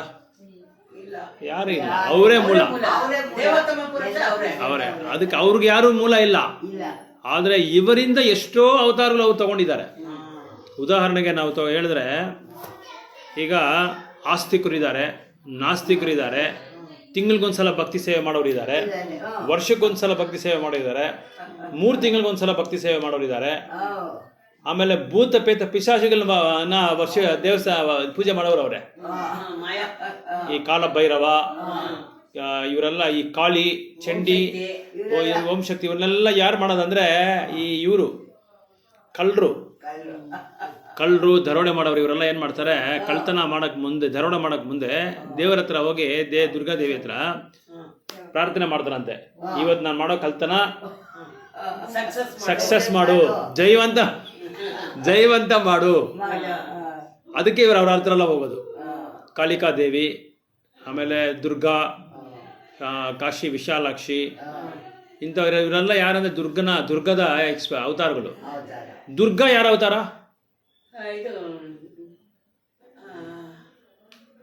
ನಿಧಾನ ಕೇಳಿ. ಈಗ ದುರ್ಗಾ ಬಂದು ಎಷ್ಟೋ ಅವತಾರಗಳು ತಗೊಂಡಿದ್ದಾರೆ, ನಾವು ನೋಡಿದ್ದೀರಿ. ಅವ್ರ ಪೀಠ ಬಂದು ಎಷ್ಟೊಂದು ಏನೋ 54 ಪೀಠನೋ ಏನೋ ಹೇಳ್ತಾ ಇದ್ರು. ದುರ್ಗಾ ಶಕ್ತಿಪೀಠಗಳು ಇದು ಇದರಲ್ಲಿ ಅಸ್ಸಾಮಲ್ಲಿ ಒಂದೈತೆ, ಅದಾದ್ಮೇಲೆ ಇದು ಉತ್ತರಾಖಂಡಲ್ಲಿ ಐತೆ, ಹಿಮಾಲಯ ಪರ್ವತದಲ್ಲಿ ಇದೆ. ಅದಾದ್ಮೇಲೆ ಮೀನಾಕ್ಷಿ, ಮದುರೈ ಮೀನಾಕ್ಷಿ ಅಲ್ಲೊಂದೈತೆ, ಕಂಚಿ ಕಾಮಾಕ್ಷಿ ಕಾಶಿನಲ್ಲೈತೆ. ಅವರು ಶಕ್ತಿ ಪೀಠಗಳು ಎಲ್ಲ ಕಡೆ ಅವ್ರದ್ದೈತೆ. ಈ ತರ ಈ ಶಕ್ತಿ ಪೀಠಗಳು ಯಾರ್ದಂದ್ರೆ ದುರ್ಗಾದೇವಿದು. ದುರ್ಗಾ ಯಾರಿಂದ ಹೆಂಗ್ ವಿಸ್ತರಣೆ ಆದ್ರು, ಅವ್ರು ಹೆಂಗ್ ಬಂದ್ರು ದುರ್ಗಾ? ಕೃಷ್ಣ ಏನ್ ಮಾಡಿದ್ರು, ಮೂಲ ಕೃಷ್ಣನೇ. ಬಟ್ ದುರ್ಗಾದೇವಿ ಯಾರಿಂದ ಬಂದಂದ್ರೆ ರಾಧಾರಾಣಿಯಿಂದ. ಇದು ಯಾರಿಗೂ ಗೊತ್ತಿಲ್ಲ. ರಾಧಾರಾಣಿ ಗೋಲೋಕ ವೃಂದಾವನಲ್ಲಿದ್ರೆ ಅವ್ರು ರಾಧಾರಾಣಿ ಆಗಿರ್ತಾರೆ. ಅವ್ರು ರಾಧಾರಾಣಿ ಬಂದು ಅಯೋಧ್ಯೆಗೆ ಹೋದ್ರೆ ಸೀತಾದೇವಿಯಾಗಿ ವಿಸ್ತರಣೆ ಮಾಡ್ಕೊಂಡು, ಆಮೇಲೆ ವೈಕುಂಠಕ್ಕೆ ಬಂದ್ರೆ ಲಕ್ಷ್ಮೀ ದೇವಿಯಾಗಿ ಸಹಸ್ರ ಶತ ಸಂಭ್ರಮ ಬ್ರಹ್ಮ ಸಮೇತ ಹೇಳ್ತಾರಲ್ಲ, ಲಕ್ಷ್ಮೀ ಸಹಸ್ರ ಶತ ಸಂಭ್ರಮ ದೇವಿಯ ಮಾನಂ ಗೋವಿಂದ ಮಾದಿ ಪುರುಷಂ ತಮಹಂಬದ. ಎಷ್ಟೋ ಸಾವಿರಾರು ಲಕ್ಷ್ಮಿ, ಸಾವಿರಾರು ನಾರಾಯಣ ಸೇವೆ ಮಾಡ್ತಾ ಇರ್ತಾರಂತೆ. ಲಕ್ಷ್ಮಿ ಕೂಡ ಅಲ್ಲಿ ಗುಡಿಸ್ತಾ ಇರ್ತಾರಂತೆ ವೈಕುಂಠದಲ್ಲಿ, ಕ್ಲೀನಾಗೇ ಇರುತ್ತಂತೆ. ಇದ್ರೂ ನನ್ನ ದೇವರು, ನನ್ನ ಪತಿ ಇರೋ ಜಾಗ ಶುದ್ಧವಾಗಿರ್ಬೇಕು, ನಾನು ಸೇವೆ ಮಾಡಬೇಕು ಅಂತ ಸೇವೆ ಮಾಡ್ತಾರಂತೆ ಲಕ್ಷ್ಮೀ ದೇವಿ ಕೂಡ. ಆ ಥರ ಈ ರಾಧಾರಾಣಿ ಲಕ್ಷ್ಮಿಯಾಗಿ ವಿಸ್ತರಣೆ ಮಾಡ್ಕೊತಾರೆ ಇದರಲ್ಲಿ ವೈಕುಂಠದಲ್ಲಿ. ಅಯೋಧ್ಯೆಗೆ ಹೋದ್ರೆ ಸೀತಾದೇವಿಯಾಗಿ ವಿಸ್ತರಣೆ ಮಾಡ್ಕೊತಾರೆ. ಅದಾದ್ಮೇಲೆ ಇದು ಭೌತಿಕ ಪ್ರಪಂಚಕ್ಕೆ ಬಂದ್ರೆ ದುರ್ಗಾದೇವಿಯಾಗಿ ಅವ್ರು ವಿಸ್ತರಣೆ ಮಾಡ್ಕೊತಾರೆ. ದುರ್ಗಾದೇವಿ ಅಂದ್ರೆ ಮಹಾಮಾಯ. ಇಲ್ಲಿ ಮಹಾಮಾಯ, ಅಲ್ಲಿ ಯೋಗಮಾಯ. ಆಧ್ಯಾತ್ಮಿಕ ಲೋಕದಲ್ಲಿ ಅವ್ರು ಯೋಗಮಾಯ ಆಗಿರ್ತಾರೆ. ಯೋಗಮಾಯ ಆಗಿದ್ದು ಕೃಷ್ಣನಿಗೆ ಏನೇನೆಲ್ಲ ಲೀಲೆ ಮಾಡೋದಿಕ್ಕೆ ಸೌಕರ್ಯಗಳು ಮಾಡಬೇಕೋ ಆ ಸೌಕರ್ಯಗಳೆಲ್ಲ ಯೋಗಮಯನೇ ಮಾಡೋದು. ಯೋಗಮಯ ಅವರೇ ರಾಧಾರಾಣಿದು ಒಂದು ವಿಸ್ತರಣೆ, ಅವರು ಒಂದು ಹಂಶ, ಅವರು ಸ್ವಾಂಶ, ಒಂದು ಹಂಸ. ಸ್ವಾಂಶ ಅಂತಿರಲ್ಲ, ಒಂದು ಹಂಶ ಅಂತ ಹೇಳ್ಬೋದು. ಅವ್ರೇನ್ ಮಾಡ್ತಾರೆ, ರಾಧಾರಾಣಿ ಇವ್ರಿಗೆ ಏನೇನ್ ಬೇಕೋ ಅದೆಲ್ಲ ರೆಡಿ ಮಾಡ್ಕೊಂಡ್ ಬರ್ತಾ ಇರ್ತಾರೆ. ಸುಭದ್ರನೇ ಯೋಗಮಯ ಅಂತ ಹೇಳುದು. ಜಗನ್ನಾಥ್ ಬಲದೇವ ಸುಭದ್ರ ಅವರಲ್ಲ, ಅವ್ರು ಯೋಗಮಯ. ಅವರು ಆಕ್ಚುಲ್ ಆಗಿ ಸುಭದ್ರನೇ ಯೋಗಮಯ. ಸುಭದ್ರ ಯಾರಂದ್ರೆ ಯೋಗಮಯನೇ.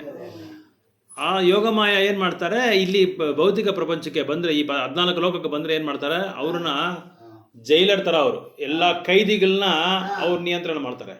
ಯಾವ ಕೈದಿಗಳು ಏನೇನು ತಪ್ಪಿಸ್ಕೊಂಡು ಹೋದರೋ, ಏನೇನು ತಪ್ಪು ಮಾಡ್ತಾರೋ ಅವ್ರನ್ನೆಲ್ಲ ದಂಡಿಸ್ತಾರೆ. ಅವ್ರಿಗೆ ಚೀಫ್ ಅವರು. ಈ ಶಿವನ ಕೈಲಾಸ ಫ್ಯಾಮಿಲಿ ಫುಲ್ ಭೌತಿಕ ಪ್ರಪಂಚಕ್ಕೆ ಚೀಫ್ ಅವರು.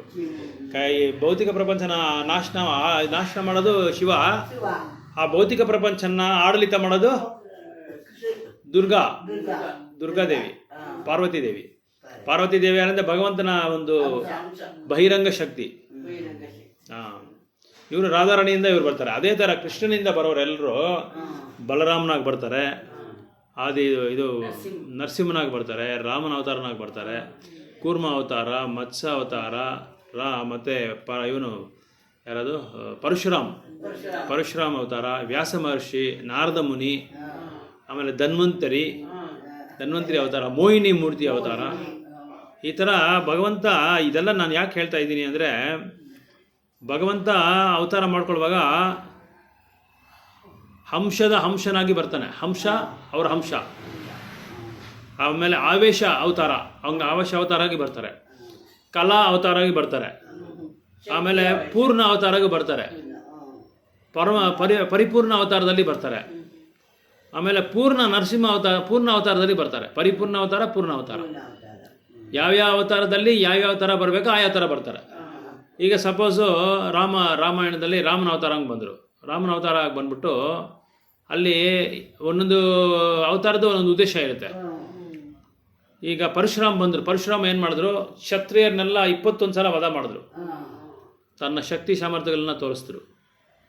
ವ್ಯಾಸದೇವಾಗಿ ಬಂದರು. ವ್ಯಾಸದೇವ ಮಹರ್ಷಿ ಅದು ಪರಶುರಾಮ ಅವತಾರ ಬಂದು ಆವೇಶ ಅವತಾರ. ಭಗವಂತನೇ ಅವ್ರಿಗೆ ಇದು ಶಕ್ತಿ ಕೊಟ್ಟು ಆವೇಶ ಮಾಡಿಸಿರೋದು. ಅದು ಅವ್ರು ಆವೇಶ ಕೊಡ್ತಾರೆ, ಅವರು ಶಕ್ತಿ. ಹನುಮಾನ್ ಶಕ್ತಿ ಆವೇಶ ಅವತಾರ, ವ್ಯಾಸ ಮಹರ್ಷಿ ಶಕ್ತಿ ಆವೇಶ ಅವತಾರ, ಪರಶುರಾಮ್ ಶಕ್ತಿ ಆವೇಶ ಅವತಾರ. ನಾರದರಾಗಿ ಬರುವಾಗ ಭಗವಂತ ಏನು ಮಾಡಿದ್ರು, ಭಕ್ತಿ ಕೊಟ್ಟರು. ಭಕ್ತಿ ಅವತಾರದಲ್ಲಿ ಬಂದರು. ನಾರದ ರೂಪದಲ್ಲಿ, ಯಾವ ರೂಪದಲ್ಲಿ ಏನೇನಕ್ಕೆ ಬಂದಿದ್ದಾರೆ ಅಂತ ಹೇಳ್ತಾ ಇದ್ದೀನಿ ನಿಮಗೆ.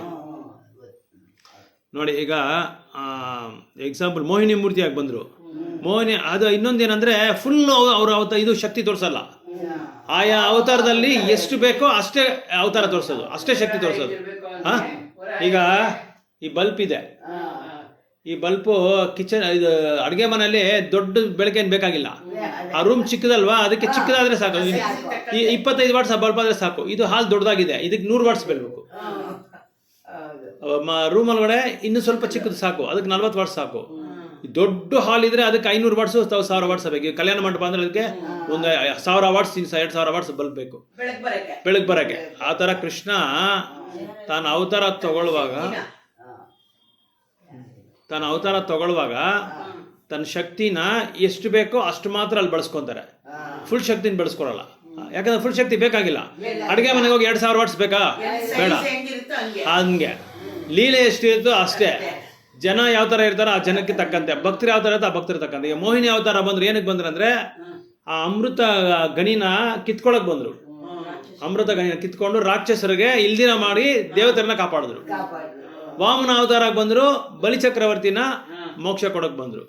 ವಾಮನ ಅವತಾರಕ್ಕೆ ಬಂದರು. 3 ಅಡಿ ಬಲಿ ಹತ್ರ 3 ಅಡಿ ಕಿತ್ಕೊಂಡ್ರು. ಆಮೇಲೆ ಏನು ಮಾಡಿದ್ರು, ಸುತ್ತಲ ಲೋಕದಲ್ಲಿ ಅವನಿಗೆ ರಕ್ಷಕರಾಗಿ ಹಂಗೆ ನಿಂತ್ಕೊಂಡ್ರು. ಅಷ್ಟೇ ಅವ್ರ ಅವತಾರ ಮುಗೀತು ಅಷ್ಟೇ. ಕೂರ್ಮ ಅವತಾರಕ್ಕೆ ಬಂದರು. ಏನು ಮಾಡಿದ್ರು ಕೂರ್ಮ ಅವತಾರಲ್ಲಿ? ಸಮುದ್ರನ ಮಂಥನ ಮಾಡ್ಕೊಂಡ್ರು. ಅಂದರೆ ಸಮುದ್ರನ ಹಿಡಿಯೋದಕ್ಕೆ ಕೆಳಗಡೆ ಒಂದು ಇದು ಬೇಕಲ್ಲ, ಇದು ಬೇಯಿಸ್ಬೇಕಲ್ಲ, ಒಂದು ಏನದು ತಲಾದಿ. ಅದಕ್ಕೆ ಮಂದಾರ ಪರ್ವತ ತಗೊಂಡ್ಬಂದು ಭಗವಂತನ ಬೆಣ್ಣ ಮೇಲೆ ಇಟ್ಕೊಂಡ್ರು. ಅಷ್ಟೇ ಅವ್ರ ಅವತಾರ. ಅದು ಅಷ್ಟೇ ಕೂರ್ಮ ಅವತಾರ. ಆಮೇಲೆ ಆ ಅವತಾರ ಮಾಡ್ಬಿಟ್ಟು ಮತ್ತೆ ವಾಪಸ್ ಹೋಗ್ಬಿಟ್ರು. ಅಷ್ಟೇ ಹೊಟ್ಟೋದ್ರು. ಅಂದ್ರೆ ಯಾಕೆ ಇಲ್ಲಿ ಹೇಳ್ತಾ ಇದ್ದಾರೆ ಅಂದ್ರೆ ಅದನ್ನ ಪ್ರಭುಪಾದರು ಎಲೆಕ್ಟ್ರಿಕ್ ಬಲ್ಬ್ಗೆ ಕಂಪೇರ್ ಮಾಡ್ತಾರೆ, ಹೋಲಿಸ್ತಾ ಇದ್ದಾರೆ. ಆದ್ರೆ ಈ ಎಲ್ಲ ಅವತಾರಗಳು ಇವಾಗ ನಾವು ಮಾತಾಡಿದ್ರಲ್ಲ, ಮೋಹಿನಿ ಅವತಾರ, ಕೂರ್ಮ ಅವತಾರ, ನಾರದನ ಅವತಾರ, ಕುಮಾರ ಅವತಾರ, ನರಸಿಂಹ ಅವತಾರದಲ್ಲಿ ಏನ್ ಮಾಡಿದ್ರು? ಹಿರಣ್ಯಕಶಿಪುನ ವಧ ಮಾಡಿದ್ರು. ಉಗ್ರಲ್ಲಿ ಅವ್ರನ್ನ ವಧ ಮಾಡಿದ್ರು. ಹಿರಣ್ಯಕಶಿಪು ಹೆಂಗೆ ಎಷ್ಟು ಶಕ್ತಿವಂತರು ಅಂದ್ರೆ ಇಡೀ ದೇವತೆಗಳೇ ಅವ್ರನ್ನ ನೋಡಿ ಭಯ ಪಡ್ತಾ ಇದ್ರು. ನಾರದ ಮುನಿನೇ ಹೋಗ್ಬಿಟ್ಟು ನಾರಾಯಣನ ಹೇಳ್ಬಿಟ್ಟು ಜೈ ಹಿರಣ್ಯಕಶಿಪು ಅಂದ್ಬಿಟ್ರು. ಅವ್ರ ಕಣ್ಣ ಇದಕ್ಕೇನದು ರೆಪ್ಪೆಗಳು ಕಣ್ಣು ಉಬ್ಬಿಂಗೆ ಮೇಲೆ ಹಿಂಗೆ ಮೇಲೆ ಹಿಂಗೆ ಆಡಿಸ್ರೆ ಎಲ್ಲ ಉಚ್ಚಾಟ್ಕೊಂಡ್ಬಿಡ್ತಾ ಇದ್ರಂತೆ ದೇವತೆಗಳು. ಅಷ್ಟು ಶಕ್ತಿ. ಅಂತ ದೊಡ್ಡ ಮಹಾಶಕ್ತಿವಂತ ಹಿರಣ್ಯಕಶಿಪುನ ಚೂರಾಗಿ ಮಾಡ್ಬಿಟ್ರು ಬರೀ ಉಗ್ರಲ್ಲಿ. ಈ ತರ ಈ ಅವತಾರಗಳೆಲ್ಲ ಎಲ್ಲಿಂದ ವಿಸ್ತರಣೆ ಆಗಿರೋದು? ಕೃಷ್ಣನಿಂದ ವಿಸ್ತರಣೆ ಆಗಿದ್ದು. ಅದೇ ತರ ಈಗ ಇಲ್ಲಿ ಬಲ್ಪ್ ಇದೆ. ಈ ಬಲ್ಪಲ್ಲಿ ಲೈಟ್ ಎಲ್ಲಿಂದ ಬರ್ತಾ ಇದೆ? ಅಲ್ಲಲ್ಲ, ಇಲ್ಲಿ ಈ ಮನೆಯಲ್ಲಿ ಈ ಕರೆಂಟ್ ಎಲ್ಲಿ ಸಪ್ಲೈ ಆಗ್ತಾ ಇದೆ ಈ ಬಲ್ಬ್ಗೆ, ಈ ಟ್ಯೂಬ್ಲೈಟ್ಗೆ? ಮೈನ್ ಸ್ವಿಚ್ ಇದೆ ಅಲ್ಲಿದೆ. ಅಲ್ಲ, ಮೈನ್ ಸ್ವಿಚ್ ಅದು. ಅಲ್ಲಿ ಮೈನ್ ಸ್ವಿಚ್ ಅಲ್ಲಿದೆ. ಅಲ್ಲಿಗೆ ಎಲ್ಲಿಂದ ಬರ್ತಾ ಇದೆ? ಅಲ್ಲಮ್ಮ, ಮೈನ್ ಸ್ವಿಚ್ ಅಲ್ಲಿ ಕರೆಂಟ್ ಐತೆ. ಆ ಮೈನ್ ಸ್ವಿಚ್ ಇಂದ ಇಲ್ಲಿ ನಾವು ಸ್ವಿಚ್ ಆನ್ ಮಾಡಿದ್ರೆ ಎಲ್ಲಾ ಕಡೆ ಲೈಟ್ ಅಂಟ್ತದೆ. ಇಲ್ಲಿ ಎಲ್ಲಾ ಕಡೆ ಲೈಟ್ ಬರೋದು ಬಂದು ಈ ಮೈನ್ ಸ್ವಿಚ್ ಇಂದಾನೆ. ಆ ಮೈನ್ ಸ್ವಿಚ್ಗೆ ವಿದ್ಯುತ್ ಶಕ್ತಿ ಎಲ್ಲಿ ಬರುತ್ತೆ? ಕಂಬದಿಂದ ಬರುತ್ತೆ. ಕಂಬದಿಂದ ಎಲ್ಲಿ ಬರುತ್ತೆ? ಕಂಬಕ್ಕೆ ಎಲ್ಲಿ ಬರುತ್ತೆ? ಟ್ರಾನ್ಸ್ಫಾರ್ಮರ್ ಇಂದ ಬರುತ್ತೆ. ಟ್ರಾನ್ಸ್ಫಾರ್ಮರ್ಗೆ ಹೆಂಗ್ ಬರುತ್ತೆ? ಟ್ರಾನ್ಸ್ಫಾರ್ಮರ್ಗೆ ಎಲ್ಲಿಂದ ಬರುತ್ತೆ ಅಂದ್ರೆ ಲೈಟ್ ಆಫೀಸಿಂದ ಬರುತ್ತೆ. ಲೈಟ್ ಆಫೀಸ್ಗೆ ಎಲ್ಲಿಂದ ಬರುತ್ತೆ ಅಂದ್ರೆ ಅವರು ತಯಾರು ಮಾಡ್ತಾರೆ ಅವರೇ. ಅವ್ರಿಗೇನು ಮಾಡ್ಬೇಕಾಗಿ ಅವ್ರಿಗೆ ಎಲ್ಲಿಂದ ಬರ್ಬೇಕಾದ ಅವಶ್ಯಕತೆ ಇಲ್ಲ. ಅವರು ನೀರಿದೆಯಲ್ಲ, ಜಲಪಾತ, ಆ ಜಲಪಾತನ ತಗೊಂಡು ಅದನ್ನ ಕರೆಂಟಾಗಿ ಕನ್ವರ್ಟ್ ಮಾಡ್ತಾರೆ. ಹಂಗೆ ವಿದ್ಯುತ್ ಶಕ್ತಿ ಬರೋದು. ವಾಟರ್ ಫಾಲ್ಸ್ ಎಲ್ಲ ಬೀಳ್ತದಲ್ಲ, ಅದನ್ನೆಲ್ಲ ತಗೊಂಡು ಅದೇನು ಮಾಡ್ತಾರೆ, ಒಂದು ಮಷಿನ್ ಇರುತ್ತೆ, ಅದನ್ನೇನು ಮಾಡ್ತಾರೆ, ಆ ಜಲನ ಬದಲಾಯಿಸಿ ಅದನ್ನು ಹೀಟ್ ಕೊಡ್ತಾರೆ. ಹೀಟಾಗಿ ಅದನ್ನು ಉಷ್ಣದಾಗಿ ಸೃಷ್ಟಿ ಮಾಡ್ತಾರೆ. ಅದು ಇದರಲ್ಲಿ ಮಾಡ್ತಾರೆ, ಜೋಗ್ ಫಾಲ್ಸ್ ಶಿವಮೊಗ್ಗ ಅಲ್ಲಿ ಮಾಡ್ತಾರೆ. ತುಂಬಾ ಜಾಗದಲ್ಲಿ ಮಾಡ್ತಾರೆ. ಎಲ್ಲೆಲ್ಲ ವಾಟರ್ ಫಾಲ್ಸ್ ಇರುತ್ತೆ, ಎಲ್ಲಿ ಸೋರ್ಸ್ ಇದೆಯೋ ಹೌದು ಇದರಿಂದ ಇದು ನೈವೇಲಿ ಕರೆಕ್ಟ್. ಹೌದು, ನೈವೇಲಿಯಿಂದ ಹೋಗುತ್ತೆ ಇಲ್ಲಿ, ಕರೆಕ್ಟ್, ಕರ್ನಾಟಕ ನೈವೇಲಿಯಿಂದ ಹೋಗುತ್ತೆ. ಈಗ ಬಾಂಗ್ಲಾದೇಶ ಅವರು ಜಗಳ ಆಡ್ತಾ ಇದ್ದಾರೆ, ಅವ್ರಿಗೆ ಎಲ್ಲಿಂದ ಹೋಗುತ್ತೆ? ನಮ್ಮ ಭಾರತ ದೇಶದಲ್ಲಿ ಏನದು ತ್ರಿಪುರ ಅಲ್ಲಿಂದ ಹೋಗುತ್ತೆ ಅದಕ್ಕೆ ಕರೆಂಟು. ಎಷ್ಟೋ 190 ಕೋಟಿ ದುಡ್ಡು ಅವ್ರು ಕೊಡ್ಬೇಕು ನಮಗೆ, ಬಾಂಗ್ಲಾದೇಶವರು ಅಷ್ಟು ಕೊಟ್ಟು ನಮ್ಮನ್ನ ಹಿಂದೂವರನ್ನ ಅಲ್ಲಿ ಸಾಯಿಸ್ತಾವ್ರೆ. ಆ ಥರ ಕೊಡ್ತಾ ಇದ್ರೆ ಕಟ್ ಮಾಡ್ತಾರೆ, ಕೊಡ್ತಾ ಇರ್ತಾರೆ. ಇವಾಗ ಸ್ಟಾಪ್ ಮಾಡಿದ್ದಾರೆ. ಇವಾಗ ನಮ್ಮ ಹಿಂದೂಸ್ನಲ್ಲಿ ಇದು ಮಾಡಿದ್ರು, ಅದಕ್ಕೆ ಮೋದಿ ಸ್ಟಾಪ್ ಮಾಡ್ರೆ ಎಲ್ಲದು. ಈ ಥರ ನಾನು ಇದೆಲ್ಲ ಏನಕ್ಕೆ ಕೇಳ್ತಾ ಇದ್ದೀನಿ ಅಂದರೆ, ಮೇಯ್ನ್ ಸೋರ್ಸ್ ಅಲ್ಲಿ. ಈಗ ನೈವೇಲಿ ಲಿಗ್ನೈಟ್ ಅಂತ ಹೇಳ್ತಲ್ಲ, ನೈವೇಲಿ ಲಿಗ್ನೈಟ್ ಇಂದ ಕರೆಂಟ್ ಬರ್ತದೆ ನಮಗೆ. ಅಲ್ಲಿ ಆ ನೈವೇಲಿ ಲಿಗ್ನೈಟ್ ಯಾರಂದ್ರೆ ಪವರ್ ಹೌಸ್, ಅದ ಹೆಸರು ಪವರ್ ಹೌಸ್. ಅಂದ್ರೆ ಏನಂದ್ರೆ ಎಲ್ಲಿ ವಿದ್ಯುತ್ ಶಕ್ತಿ ಮನೆ ಆ ಮನೆಯಲ್ಲಿ ವಿದ್ಯುತ್ ಶಕ್ತಿನೇ ಉತ್ಪತ್ತಿ ಆಗುತ್ತೆ. ಅಲ್ಲಿಂದ ನಮ್ಗೇನ್ ಬರುತ್ತೆ, ಎಲ್ಲ ಸಿಟಿಗಳಿಗೂ ಎಲ್ಲ ವಿಲೇಜ್ಗಳಿಗೂ ಟ್ರಾನ್ಸ್ಫಾರ್ಮರ್, ಇದು EB ಆಫೀಸ್ ಬರುತ್ತೆ. ಇಲ್ಲಿ EB ಆಫೀಸಿಂದ ಟ್ರಾನ್ಸ್ಫಾರ್ಮರ್ ಬರುತ್ತೆ. ಟ್ರಾನ್ಸ್ಫಾರ್ಮರ್ ಇಂದ ನಮ್ಮ ಮನೆ ಲೈಟ್ ಕಂಬಕ್ಕೆ ಬರುತ್ತೆ, ಕಂಬದಿಂದ ನಮ್ಮ ಮನೆಗೆ ಬರುತ್ತೆ, ನಮ್ಮ ಮನೆ ಮೈನಿಂದ ನಮ್ಮ ರೂಮ್ಗೆಲ್ಲವೂ ಬರುತ್ತೆ. ಸೊ ಇಲ್ಲಿ ಆ ಪವರ್ ಹೌಸ್ ಯಾರು ಅಂದರೆ, ಆ ವಿದ್ಯುತ್ ಶಕ್ತಿ ಮನೆ ಯಾವುದು ಅಂದರೆ, ಶೆಡ್ ಯಾವುದು ಅಂದರೆ ಕೃಷ್ಣ. ಸೊ ಕೃಷ್ಣದ ಅವತಾರಗಳು ಇವರೆಲ್ಲರೂ. ಈ ಯಾರು ಆವೇಶ ಅವತಾರ, ಶಕ್ತಿ ಆವೇಶ ಅವತಾರ, ಕಲಾ ಅವತಾರ, ಪೂರ್ಣ ಅವತಾರ, ಪರಿಪೂರ್ಣ ಅವತಾರ, ಇದೆಲ್ಲ ಅವರ ಅವತಾರಗಳು. ಸೊ ಈ ಥರ ಭಗವಂತ ಕೃಷ್ಣ ಅವರ ವಿಸ್ತರಣೆ ಮಾಡಿಕೊಂಡ್ರೇನು, ಆಯಾ ಅವತಾರಕ್ಕೆ ಎಷ್ಟೊತ್ತಿರಬೇಕೋ ಅಷ್ಟೊತ್ತೇ ಇರೋದು, ಜಾಸ್ತಿ ಇರೋಲ್ಲ. ಮೋಹಿನಿಯಾಗಿ ಬಂದರು, ರಾಕ್ಷಸರಿಗೆಲ್ಲ ಆಟ ಆಡಿಸ್ಬಿಟ್ಟು ಅವ್ರಿಗೆ ಅಮೃತ ಹೇಳ್ದಿರ ದೇವತೆಗಳು ಕೊಟ್ಬಿಟ್ರು. ಕೂರ್ಮ ಅವತಾರದಲ್ಲಿ ಬಂದರು, ಆ ಮಂದಾನ ಪರ್ವತನ ಇಟ್ಕೊಂಡ್ರು, ದೇವತೆಗಳು ಮತ್ತು ರಾಕ್ಷಸರು ಕಡಿದ್ರು, ಹೊಟ್ಟೋದ್ರು ಇವರು ಅಷ್ಟೇ. ಭಗವಂತ ಹೊಟ್ಟೋದ್ರು. ನರಸಿಂಹ ಅವತಾರದಲ್ಲಿ ಹಿರಣ್ಯಕಶಿಪನ ವಧ ಮಾಡಿದ್ರು, ಪ್ರಹ್ಲಾದನ ಕಾಪಾಡಿದ್ರು, ಹೊಟ್ಟೋದ್ರು. ಕುರುಕ್ಷೇತ್ರದಲ್ಲಿ ರಥಸಾರಥಿಯಾಗಿ ಬಂದರು, ಆ ಲೀಲೆ ಮುಗೀತು, ಹೊಟ್ಟೋದ್ರು. ಮತ್ತು ಧನ್ವಂತರಿ ಅವತಾರ ತಗೊಂಡ್ರು. ಧನ್ವಂತರಿ ಅಂದರೆ ಔಷಧ, ಆಯುರ್ವೇದ. ಆ ಆಯುರ್ವೇದ ಭಗವಂತನ ರಂಗನಾಥನ್ಗೆ ಒಂದ್ಸಲ ಕಾಯಿಲೆ ಬಂದ್ಬಿಡುತ್ತೆ, ಜ್ವರ ಬಂದ್ಬಿಡುತ್ತೆ, ಲೀಲೆ ಅದು. ಆ ಜ್ವರ ಬರುವಾಗ ಏನು ಮಾಡಿದ್ರು, ಒಂದು ಇಂಜೆಕ್ಷನ್ ಇದೆ, ಆ ಇಂಜೆಕ್ಷನ್ ಅವ್ರಿಗೆ ಕೊಟ್ಟರು, ಹೊಟ್ಟೋದ್ರು ರಂಗನಾಥನ್ಗೆ. ಇದೊಂದು ಲೀಲೆ ಇದೆ ಅಲ್ಲಿ, ಅದೇ ಧನ್ವಂತರಿ. ಅದಕ್ಕೆ ಧನ್ವಂತರಿ ಇದು ಅಪಾಯ ಏನಾದರೂ ನಮಗೆ ತುಂಬ ಇದು ವಿಷಯ, ಇದು ICU ಅಲ್ಲಿರೋರಿಗೆ, ತುಂಬ ಭಯಪಟ್ಟವ್ರಿಗೆ, ಪ್ರಾಣ ಇದು ಅಪಘಾತದಲ್ಲಿರೋರಿಗೆ ಧನ್ವಂತರಿ ಮಂತ್ರನ ಚಾಂಟ್ ಮಾಡುವಂತಾರೆ. ಇಲ್ಲಿ ಕೂಡ ನಾವು ಒಂದ್ಸಲ ಮಾಡಿದಿರಿ ಧನ್ವಂತರಿ. ಈ ಥರ ವರಾಹ ಅವತಾರ ತಗೊಂಡ್ರು, ಹಂದಿ ಅವತಾರ ತಗೊಂಡ್ರು, ಭೂಮಾದೇವಿನ ಕಾಪಾಡಿದ್ರು. ಅಥವಾ ಕೆಳಗಡೆ ಬಿದ್ದೋಗಿತ್ತು ಭೂಮಾದೇವಿ, ಕೆಳಗಡೆ ಬಿಡಿಸ್ಬಿಟ್ಟಿದ್ದ ಇವನು ಹಿರಣ್ಯಾಕ್ಷ. ಅವ್ರನ್ನ ಎತ್ಕೊಂಡು ಕೊಂಬಲ್ಲಿ ಇಟ್ಕೊಂಡು ಹಿರಣ್ಯಾಕ್ಷನ ವಧ ಮಾಡಿದ್ರು, ಹೊಟ್ಟೋದ್ರು. ಸೊ ಇದೆಲ್ಲ ಅವತಾರಗಳು. ರಾಮಲೀಲಾ ಬಂದರು, ರಾವಣ ವಧ ಮಾಡಿದ್ರು, ಸೀತನ ಕರ್ಕೊಂಬಂದರು. ಅಯೋಧ್ಯೆಯಲ್ಲಿ ಎಲ್ಲರೂ ಕರ್ಕೊಂಡು ಹೋಗ್ಬಿಟ್ರು, ವಾನರ ಸೇನೆ ಎಲ್ಲ ಕರ್ಕೊಂಡು, ಅಷ್ಟೇ ಮುಗಿತು ಅವ್ರ ಅವತಾರ. ಸೊ ಇಲ್ಲಿ ಪ್ರತಿಯೊಂದು ಅವತಾರದಲ್ಲಿ ಏನೋ ಒಂದು ಉದ್ದೇಶಕ್ಕೋಸ್ಕರ ಬರ್ತಾರೆ. ಆಮೇಲೆ ಅಲ್ಲಿ ಎಷ್ಟೊತ್ತು ಇರಬೇಕು, ಎಷ್ಟು ಶಕ್ತಿನ ಉಪಯೋಗಿಸ್ಬೇಕು ಅಷ್ಟು ಮಾತ್ರ ಉಪಯೋಗಿಸ್ತಾರೆ, ಜಾಸ್ತಿ ಉಪಯೋಗಿಸಲ್ಲ, ಬಂದ್ಬಿಡ್ತಾರೆ. ಸೊ ಎಲ್ಲದರಲ್ಲಿ ಎಲ್ಲ ಉಪಯೋಗಿಸ್ಬೇಕಂತ ಏನಿಲ್ಲ. ಅವರು ಅವ್ರ ಅವತಾರ ಎಷ್ಟು ಅಂದ್ರೆ ಲೆಕ್ಕ, ಅವ್ರ ಅವತಾರಗಳು, ಅವರ ಶಕ್ತಿ ಬಂದು ಯಾರು ಗಣಿತ ಮಾಡೋಕ್ಕಾಗಲ್ಲ. ಅಷ್ಟೊಂದು ಶಕ್ತಿ, ಅಷ್ಟೊಂದು ಅವತಾರ ಭಗವಂತನಿಗಿದೆ.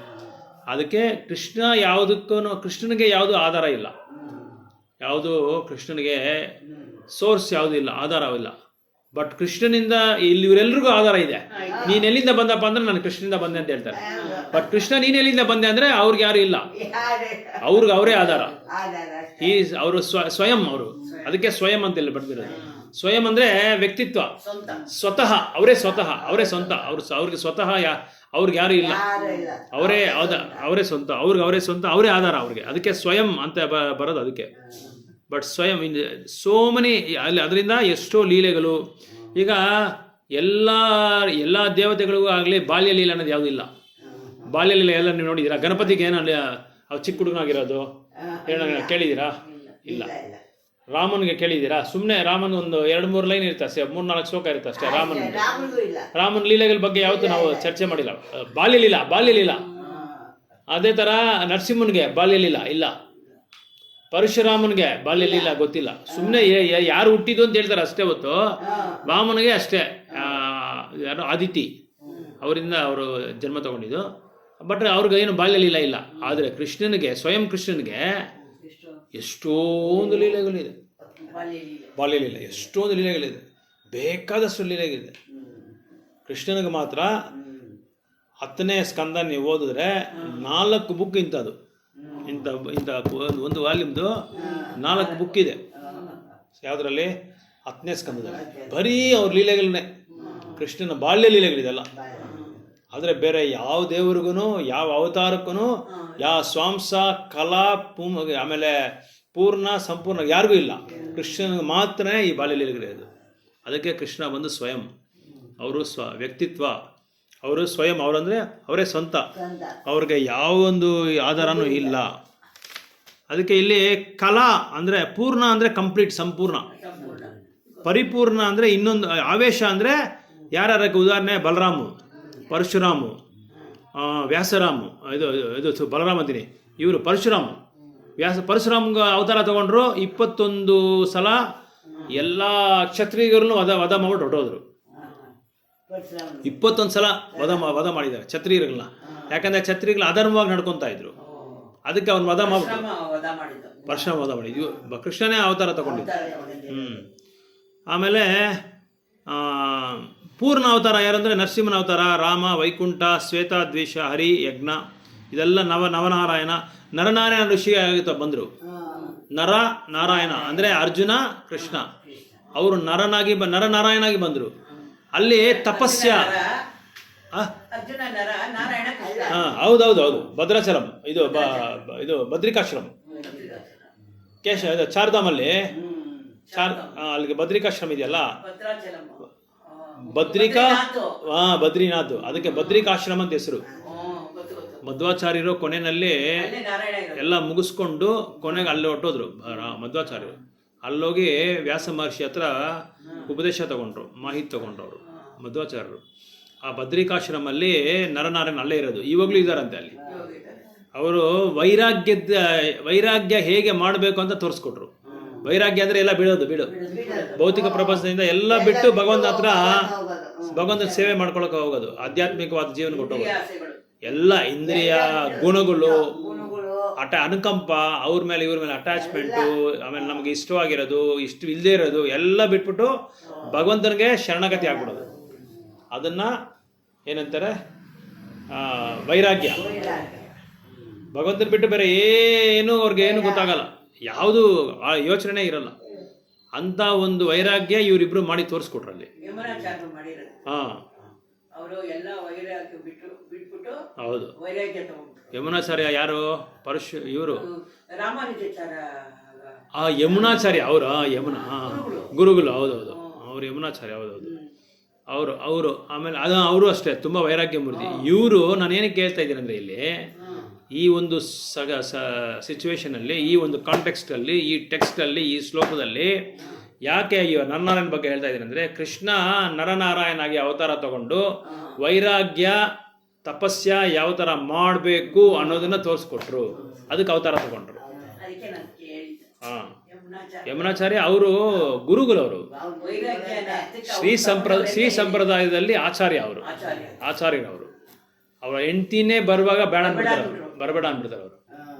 ಯಮುನಾಚಾರ್ಯ, ರಾಮಾನುಜಾಚಾರ್ಯ ಅವ್ರ ಗುರುಗಳು. ಕೊನೆಗೆ ರಾಮಾನುಜಾಚಾರ್ಯಗೆ ಒಂದು 3 ಉಪದೇಶಗಳು ಕೊಟ್ಬಿಟ್ಟು ಹೋಗ್ತಾರೆ. ಇದೆಲ್ಲ ನೀನು ವೈಷ್ಣವ ಸಂಪ್ರದಾಯನ ನೀನು ಹರಡಬೇಕು ಅಂತ ಅವ್ರು ಹೇಳ್ಬಿಟ್ಟು ಹೋಗ್ತಾರೆ ಯಮುನಾಚಾರ್ಯ. ಅವ್ರು ನೋಡಬೇಕು ಅಂತ ಕರೆಸ್ತಾರೆ ಅವರು. ಅವಾಗ ಅವ್ರು ಬರೋದಲ್ಲಿಗೆ ಇವರು ಜೀವ ಬಿಟ್ಬಿಡ್ತಾರೆ. ಭಗವಂತನ ವೈಕುಂಠ ಇದು ಕೊಟ್ಟು ಹೋಗ್ತಾರೆ ಅವರು. ಸೊ ಇಲ್ಲಿ ನರನಾರಾಯಣಾಗಿ ಇವರು ಇದು ತಗೊಂಡ್ರು. ಯಾರು? ಕೃಷ್ಣನು, ಅರ್ಜುನ. ಈ ಥರ ಭಗವಂತ ಹಲವಾರು ಅವತಾರಗಳನ್ನ ತಗೊಂಡು ಅವತಾರ ಮುಗಿದ ಮೇಲೆ ಏನಾಗ್ತಾರೆ? ಹೊರಟೋಗ್ಬಿಡ್ತಾರೆ. ಅದೇ ಕೃಷ್ಣನಲ್ಲಿ ಬಾಲ್ಯಲೀಲಾ ಸಾಕಷ್ಟು ಅವತಾರಗಳು ತಗೊಂಡು ಲೀಲೆಗಳು ಮಾಡಿದ್ದಾರೆ. ಸೊ ಅದಕ್ಕೆ ಇಲ್ಲಿ ನಾರದನಾಗಿ ಬಂದರು ಭಕ್ತಿ ಅವತಾರ ಭಕ್ತಿ ಹೆಂಗೆ ಮಾಡಬೇಕು ಅಂತ ತೋರಿಸ್ಕೊಡಕ್ಕೆ ಬಂದರು ನಾರದನಾಗಿ ಕೃಷ್ಣ. ವ್ಯಾಸ ಮಹರ್ಷಿ ಆಗಿ ಬಂದರು, ಇದು ಬರೆದ್ರು, ಗ್ರಂಥಗಳು ಬರೆದ್ರು, ಭಗವದ್ಗೀತಾ, ಭಾಗವತಂ ಇದೆಲ್ಲ ವೇದಗಳೆಲ್ಲ ಬರೆದ್ರು. ಹೌದು, ಅಂದರೆ ಭಗವಂತನಿಗೆ 6 ಐಶ್ವರ್ಯಗಳು ಸಂಪೂರ್ಣವಾಗಿರುತ್ತೆ ಯಾವಾಗಲೂ. ಅವ್ರದ ಭಗವಂತ ಅಂತ ಹೇಳೋದು 6 ಐಶ್ವರ್ಯಗಳು ಯಾವುದು? ಇದು ಬ್ಯೂಟಿ, ಸೌಂದರ್ಯ, ಶಕ್ತಿ, ಕೀರ್ತಿ, ಐಶ್ವರ್ಯ, ಜ್ಞಾನ ಮತ್ತು ವೈರಾಗ್ಯ. ಈ 6 ಅವ್ರಿಗೆ ಪೂರ್ಣವಾಗಿರುತ್ತೆ. ಅವ್ರನ್ನೇ ಭಗವಂತ ಅಂತ ಹೇಳೋದು ಅಂತ ಒಂದು ಶ್ಲೋಕ ಪರಶುರಾಮನಿಗೆ ಹೇಳಿದ್ದಾರೆ. ಪರಶುರಾಮನಿ ಆ ಥರ ಒಂದು ಇದು ಕೊಟ್ಟಿದ್ದಾರೆ, ಡೆಫಿನೇಷನ್ ಒಂದು ಕೊಟ್ಟಿದ್ದಾರೆ. ಈಗ ಬ್ರಹ್ಮನ ಭಗವಂತನ ಅಂಶ ಅಂತ ಹೇಳ್ಬೋದು. ಹಂಸ ಕಲಾ ಏತೆ ಚಂಸ ಹಂಸ ಅಂತ ಶ್ಲೋಕದ ಹಂಸ ಅಂದರೆ ಬ್ರಹ್ಮ ಯಾರಂದರೆ ಭಗವಂತನ ಅಂಶ. ಅದೇ ಥರ ನಾವು ಜೀವರಾಶಿಗಳು ಭಗವಂತನ ಅಂಶನೇ. ಇಲ್ಲಿ ನಿಜ ಸ್ವಯಂ ಕೃಷ್ಣನಿಗೆ 64 ಗುಣಗಳಿರುತ್ತೆ. ಸ್ವಯಂ ಕೃಷ್ಣನಿಗೆ 64 ಗುಣಗಳಿರುತ್ತೆ. ಶಿವಗೆ ಸ್ವಲ್ಪ ಕಡಿಮೆ ಇರುತ್ತೆ. ಕೃಷ್ಣನಿಗೆ 64 ಗುಣಗಳಿರುತ್ತೆ. ವಿಷ್ಣುವಿಗೆ 100% 64 ಗುಣ ಇರುತ್ತೆ ಕೃಷ್ಣನ್ಗೆ. ವಿಷ್ಣುವಿಗೆ 92% ಇರುತ್ತೆ. ವಿಷ್ಣುಗೆ ಅದೆಲ್ಲ ಇದು ಪರ್ಸೆಂಟೇಜ್ ಆಗಿ ಕೊಟ್ಟವ್ರೆ ಇದರಲ್ಲಿ.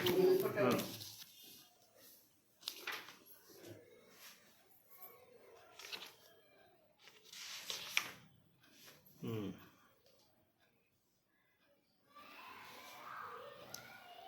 93% ಇರುತ್ತೆ ಎಲ್ಲ ವಿಷ್ಣುಗಳಿಗೆ. 93%. ಕೃಷ್ಣಾಗೆ ಬಂದು 100% ಇರುತ್ತೆ. 64 ಕಲೆಗಳು ಗೊತ್ತು ಕೃಷ್ಣಗೆ, ಗುಣಗಳು. 64 100ಕ್ಕೆ 100 ಗೊತ್ತು ಕೃಷ್ಣಗೆ, 100ಕ್ಕೆ 100 ಇದೆ. ಆದರೆ ಕೃಷ್ಣನ ಅವತಾರಗಳು ಇವಾಗ ನಾವು ಮಾತಾಡಿದ್ರಲ್ಲ, ಅವ್ರಿಗೆಲ್ಲ ಸ್ವಯಂ ಪ್ರಕಾಶ ಅಂತ ಹೆಸರು. ಸ್ವಯಂ ಪ್ರಕಾಶ ತದೇಕಾತ್ಮ. ಅವ್ರಿಗೆಲ್ಲ 93% ಮಾತ್ರ ಇರುತ್ತೆ. 7% ಕಡಿಮೆ ಇರುತ್ತೆ. ಯಾಕಂದರೆ ಕೃಷ್ಣನಿಗೆ ಮಾತ್ರನೇ 4 ಸ್ಪೆಷಲ್ ಗುಣಾವತಾರಗಳಿರುತ್ತೆ. ಅದು ಒಂದು ವೇಣುಲೀಲಾ, ರೂಪಲೀಲಾ, ಗುಣಲೀಲಾ, ಮಾಧುರ್ಯ ಲೀಲಾ ಅಂತ 4 ಗುಣಗಳು ಇವರಿಗೆ ಸ್ಪೆಷಲ್ ಕೃಷ್ಣನಿಗೆ. ಈ 4 ಗುಣ ಇವ್ರು ಯಾರಿಗೂ ಇರಲ್ಲ. ಈ ವಿಷ್ಣುಗಳಿಗೆ ಯಾರಿಗೂ ಇರಲ್ಲ. ವಿಷ್ಣುಗಳಿಗೆ 93% ಮಾತ್ರ ಇರುತ್ತೆ ಏನೋ ಗುಣ. ಕೃಷ್ಣನಿಗೆ 100% ಗುಣ ಇರುತ್ತೆ. ಯಾವುದರಲ್ಲಿ 64 ಕಲೆನಲ್ಲಿ 100ಕ್ಕೆ 100 ಗೊತ್ತು ಅವ್ರಿಗೆ. ಬಟ್ ವಿಷ್ಣು ಅವತಾರ ಎಲ್ಲರಿಗೂ 93% ಗೊತ್ತಿರೋದು. ಶಿವನಿಗೆ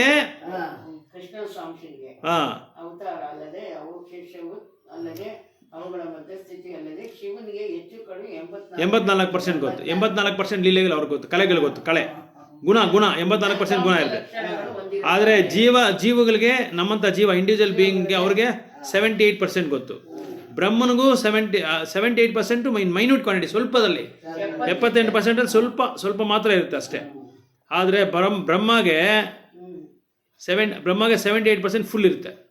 ನಮಗೂ 78% ಇದೆ, ಆದರೆ ಅದ್ರಲ್ಲಿ ತುಂಬ ಕಡಿಮೆ. ಬ್ರಹ್ಮಗೆ 78% ಫುಲ್ ಇರುತ್ತೆ. ಈ 64 ಕಲೆಗಳು ಕೃಷ್ಣನಿಗೆ 100ಕ್ಕೆ 100. ಕೃಷ್ಣನ ಅವತಾರಗಳಾದ ವಿಷ್ಣು ಅವತಾರ ಸ್ವಾಂಶ ಅವ್ರಿಗೆ 93.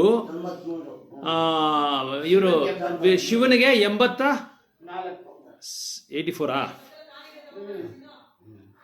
ಕರೆಕ್ಟ್. 84 ಶಿವನಿಗೆ 84%.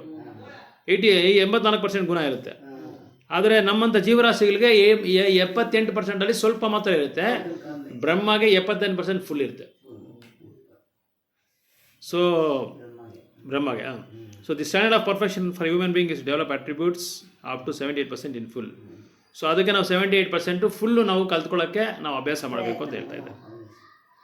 ಲಿವಿಂಗ್ ಬೀಯಿಂಗ್ ನಾವು ಜೀವರಾಶಿಗಳು ಯಾವತ್ತೂ ಬ್ರಹ್ಮ ಆಗ್ಬೋದು, ಆದರೆ ಶಿವ ವಿಷ್ಣು ಆಗಕ್ಕಾಗಲ್ಲ. ಯಾವುದೇ ಒಂದು ತಪಸ್ಸೆ ಮಾಡಿದ್ರು ಕೂಡ ಶಿವ ವಿಷ್ಣು ಆಗಲ್ಲ ಅಂತ ಹೇಳ್ತಾ ಇದ್ದೆ.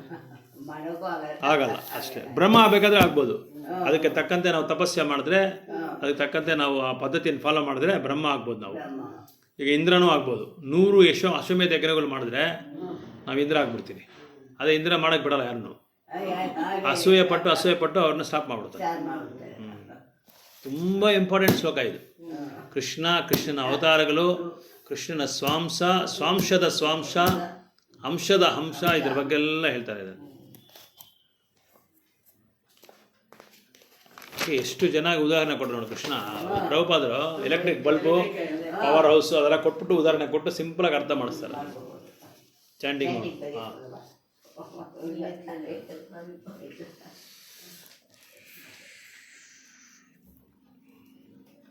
ಅತ್ತೆ ಮಳೆ ಅಂತ ತಡಿಲ್ಲ ಚಳಿ ಅಂತ ತಿಳಿಲ್ಲ ದಾರಿಗೆ ಬರೋಕ್ಕಾಗಲ್ಲ ಅಂತ ತಡಿಲ್ಲ.